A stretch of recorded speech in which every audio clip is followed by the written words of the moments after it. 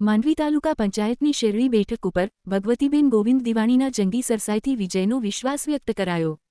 શેરડી બેઠક હેઠળ આવતા ગામડાઓમાં ભાજપના ઉમેદવારને મળતું બહોળું જન સમર્થન, ગામડાઓના સર્વાંગી વિકાસ અને ખૂટતી કડીઓ ભાજપના શાસનમાં જ પૂર્ણ થશે તેવો વિશ્વાસ વ્યક્ત કરાયો।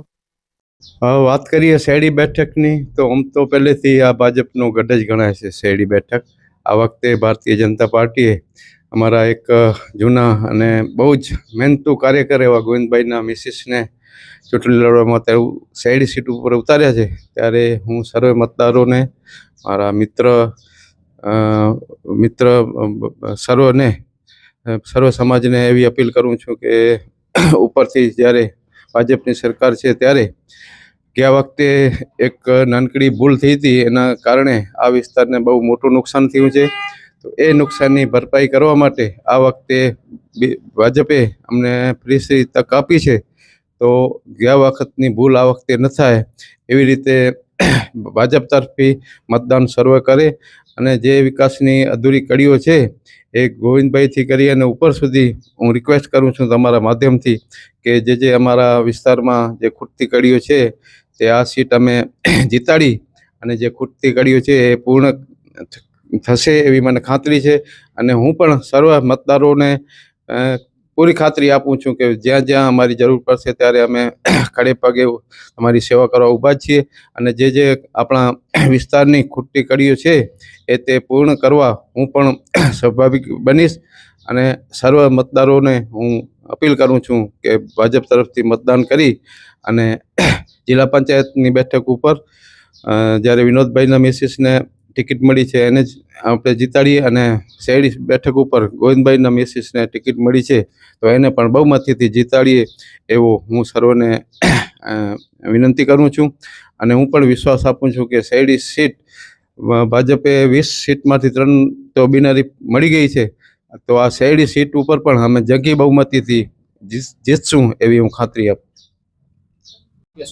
અમે જો 90-91થી ભાજપમાં છે, જ્યારે ભાજપને વોટ ન મળતો ત્યારે અમારા ગામમાં વધુ વોટિંગ ભાજપને મળી જાય। દીપક નિશાનો ત્યારે બી અત્યારે તો બહુ અમે અમારો ગામ છે ને વધુ ભાજપના અહીંયા મોટામાં મોટા કામ અમારા ગામમાં થયા છે ને મોટામાં મોટા ગ્રાન્ટો અમને મળી છે।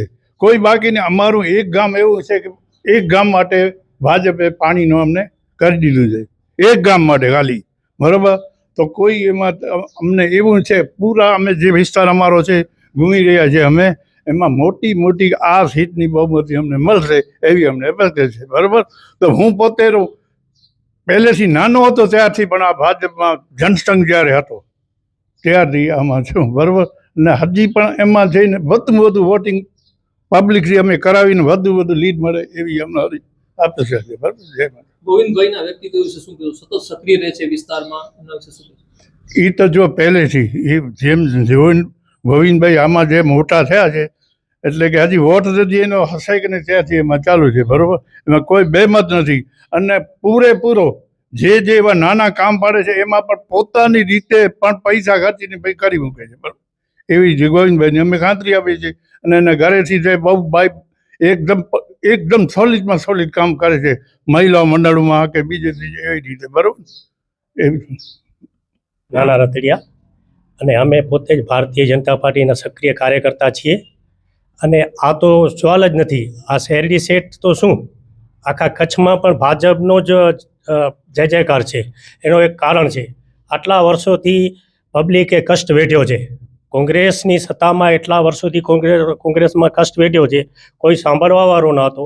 તે અત્યારથી નાનાથી નાનો અને મોટાથી મોટા કાર્યકર્તાઓ જે ભાજપમાં છે, સામાન્ય માણસનો પણ એ સાંભળે છે અને જે સારા કાર્ય કરવાના છે, જે અત્યારે અમારો રોડનો તકલીફ હતી તે અમે અનિરુદ્ધભાઈ ધારાસભ્ય શ્રી અનિરુદ્ધભાઈ દવેને અમે રજૂઆત કરી હતી ને એ બહુ સક્રિય રહી અને અમારા માટે આ રોડનો બધું મંજૂર થઈ ગયો અને સારા કામ થાય છે અને એકદમ મજબૂત કામ થાય છે। આ પોઝિશનમાં અત્યારે મજબૂત થાય છે અને અત્યારે સમજી લો કે પ્રજાને સમજવાનો છે, સમજી લો અત્યારે આપણે એવી પાર્ટી મળી છે કે આપણે એક ભાગ્યશાળી છીએ। હકીકતમાં આપણે ભાગ્યશાળી છીએ કે ભારતીય જનતા પાર્ટી આપણને મળી છે।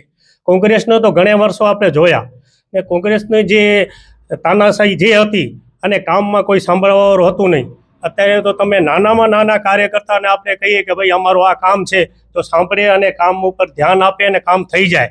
એટલે અમે એ જ અપીલ કરીએ છીએ જે અમારા શેરડી સીટ ઉપર જે 8 ગામ આવે છે એ જંગી બહુમતીથી ભાજપ જનતા પાર્ટીને વોટ આપે એ અમારી અપીલ છે.